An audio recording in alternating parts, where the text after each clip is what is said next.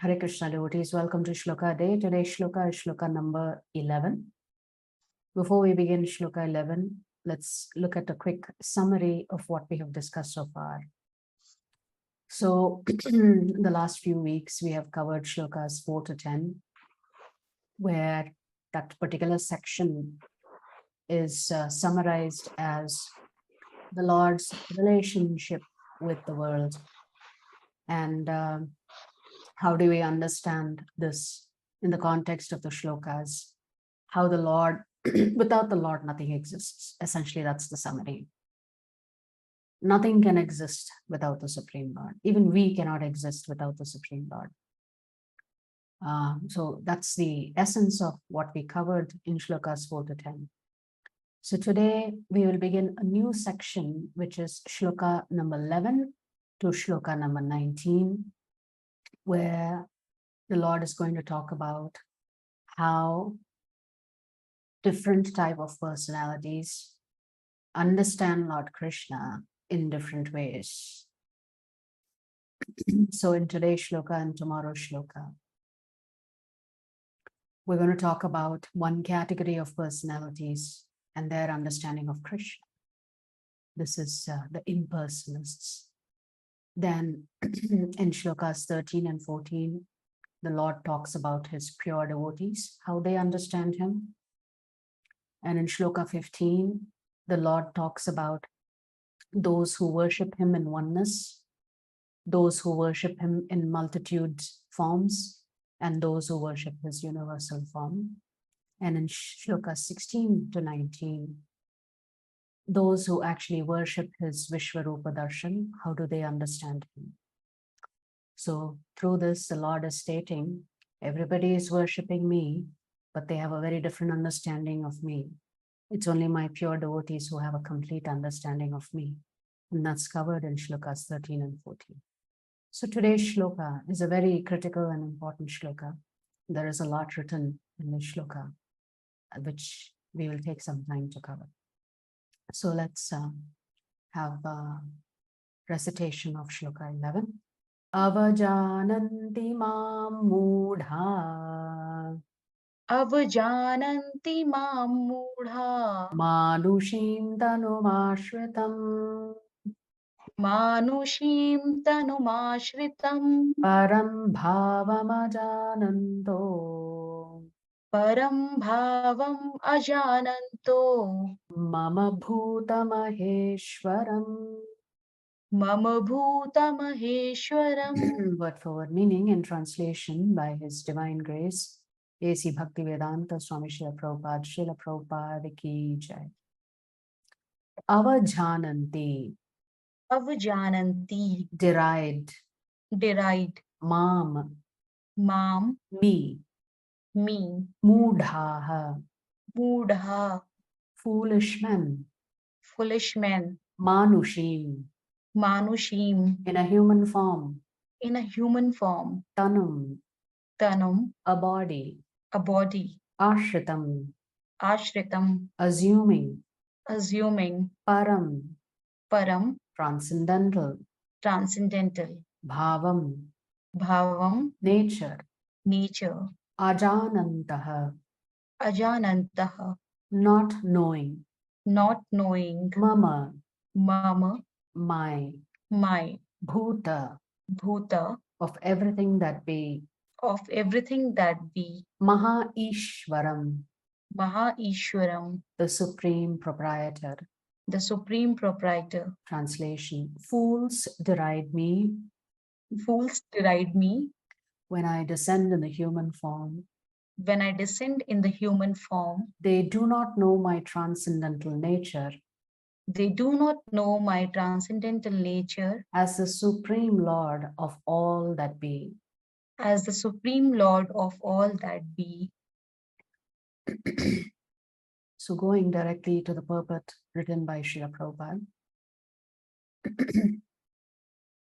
So Prabhupada says that Lord Krishna may appear to be in the human form, but he is the supreme personality of Godhead, as is confirmed in the Brahma Samhita. Ishvarah Paramah Krishna. He is the supreme Lord. Some foolish men believe he was just a powerful man and nothing more. There are many Ishwaras, controllers, and one appears greater than another. Each of them is a controller, but one is controlled by another. So Prabhupada is writing, the word Ishvara means controller. There are many types of controllers, but all controllers have a controller who's supervising them. But then that the Lord is the ultimate controller. There is nobody beyond the Supreme Lord. So every mini controller has somebody that he or she reports to and is controlled by. In the Brahma Samhita, it is said that Krishna is the supreme controller. There are many controllers, undoubtedly, both in the material and spiritual world. But Krishna is the supreme controller, Ishvara Parama Krishna. And his body is Satchit Ananda, non-material. His body is called here Manushin because he is acting just like a man, a friend of Arjuna's, a politician involved in the battle of Kurukshetra. In so many ways, he is acting just like an ordinary man, but actually his body is Satchidananda Vigraha, eternal bliss and knowledge absolute. Satchidananda Rupaya Krishnaya. I offer my obeisances unto the Supreme Personality of Godhead, Krishna, who is the eternal blissful form of knowledge. Shri Prabhupada is also sourcing references to Lord Krishna as a Supreme Personality, and that nobody is above and beyond him. From the Gopal Tapani Upanishad, the foolish consider Krishna an ordinary human being because they do not know the confidential activities of the Supreme Lord and his different energies. Because the Lord appears in his original form as two-handed, people assume that he is not the Supreme Lord. So in our culture specifically, God may mean they have to have multiple hands, they have to have weapons in their arms, only then they are considered God. So if they appear like an ordinary human being, they are no more God in your eyes. So they do not know that Krishna's body is a symbol of complete knowledge and bliss, that he is the proprietor of everything that be, and that he can award liberation to anyone. Because they do not know that Krishna has so many transcendental qualifications, they deride him, which means they deride him means they dismiss Krishna as just a historical personality, or Krishna as an extraordinary personality, but under the control of Maya Devi. In the Srimad Bhagavatam, first canto, first chapter, when the sages headed by Shaunaka inquired about the activities of Krishna, they said, Kritavan kila karmani saha ramena keshavaha atimartyani bhagavan gudaha kapata manushaha. So from Bhagavatam, Lord Sri Krishna, the Supreme Personality of Godhead, along with Balaram, played like a human being. The Saha Ramena, the Ramena here is not Lord Ram, it is Lord Balaram. And so must he performed many superhuman acts. The Lord's appearance as a man bewilders the foolish. So Shaunaka, when they inquired these questions, they said, yes, the Lord appeared, but he appeared like an ordinary human being. But he performed so many superhuman acts along with his older brother, Balaram. Although his personal abode is Goloka Vrindavan, and he's always staying there by his different manifestations of energy, and by his plenary expansion, he is present everywhere in all parts of the material and spiritual creation. So the Lord never leaves Golok Vrindavan. He's always there associating with his pure devotees. Nevertheless, in his various expansions, he comes into different parts of the material world, and he is also existing in his expansions in various other spiritual planets as well. The summary here of this particular shloka is that there are a certain set of people who do not believe that Sri Krishna is the Supreme Personality of Godhead. Why? Because he appears as an ordinary human being. just like you and me with two hands, and just a flute in his hand. No other implements are there, no other ayuda is there in his hands. So going to some other senior devotees who have written about this particular shloka, what we can understand from this is that the Lord's divinity cannot be perceived by the foolish. Those who say that God is only formless and cannot manifest in a personal form contradict the definition of God as being almighty and all-powerful. So some people say the Lord is only Brahman and nothing else, only Brahman exists. So when we say that the Lord is only Brahman, then you are also placing a limitation on the Lord. How can we as Jivatmas place limitation on the Supreme Lord? That is why in our philosophy, the Lord is considered, we call this the Achintya Bheda Abheda Tattva, which means that the Lord is simultaneously one and different. The Lord is simultaneously formless and also has a form. Because if we say the Lord only has a form, then we have to deny his formless aspect. If we say the Lord is only formless as Brahman, then we have to deny his form. So both is true simultaneously. The Lord does not have a form, the Lord has a form. Because if we place constrictions on this, then we are limiting the ability of the Supreme Lord.